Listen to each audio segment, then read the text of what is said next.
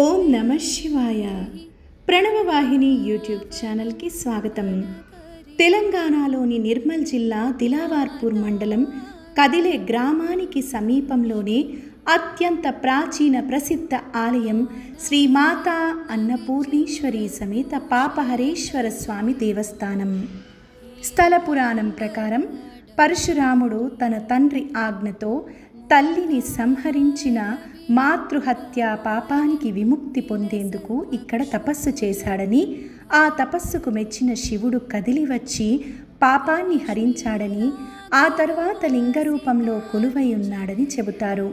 అందుకే ఈ క్షేత్రంలోని శివుడిని పాపహరేశ్వరుడు అంటాడు. ఆలయం నిర్మలమైన కొండల మధ్య ప్రకృతి రమణీయతతో అలరారుతోంది. 400 ఏళ్ల క్రితం నిమ్మల పాలకులు ఈ ఆలయాన్ని నిర్మించారు. తెలంగాణయే కాకుండా ఇతర రాష్ట్రాల నుండి ఎందరో భక్తులు దర్శనార్థం ఇక్కడికి వస్తారు. ఎత్తైన కొండల మధ్య అందమైన ప్రకృతి ఒడిలో పాపహరేశ్వర స్వామి ఆలయంలో కొలువైన స్వామిని కదిలే పాపన్న అని పిలుస్తారు. ఇక్కడ సప్తర్షి గుండాలు అనే పవిత్ర జలాశయాలు కూడా ఉన్నాయి. 18 రకాల చెట్లు కలిసి ఒకే వటవృక్షం ఇక్కడ ఉంటుంది. ఈ గుండాల్లో ఋషిగుండం, ఊరేనీటి గుండం, అత్తాకోడళ్ల గుండం, జీడిగుండం, వేడినీటి గుండం, ఆవుమూతి గుండం అని పిలుస్తారు. వీటిలో ఋషిగుండం ప్రధానమైనది. అన్ని కాలాల్లో ఋషిగుండంలోని నీటి మట్టం ఒకే విధంగా ఉంటుంది.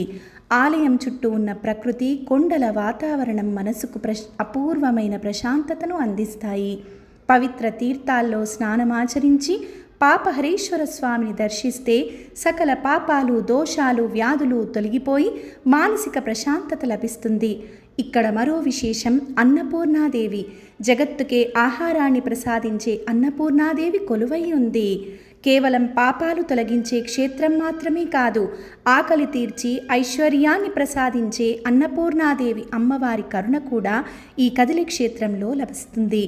ఈ ఆలయంలో అంతుచిక్కని మరో రహస్యం, ప్రతి అమావాస్య, పౌర్ణమి నాడు గర్భాలయంలో నుండి భజన శబ్దం వినిపిస్తుందని ఇక్కడి వారు చెబుతారు.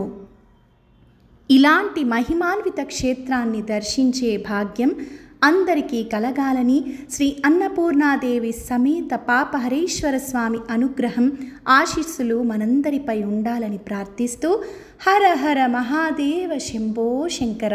సర్వే జనా సుఖినో భవంతు. ధన్యవాదాలు.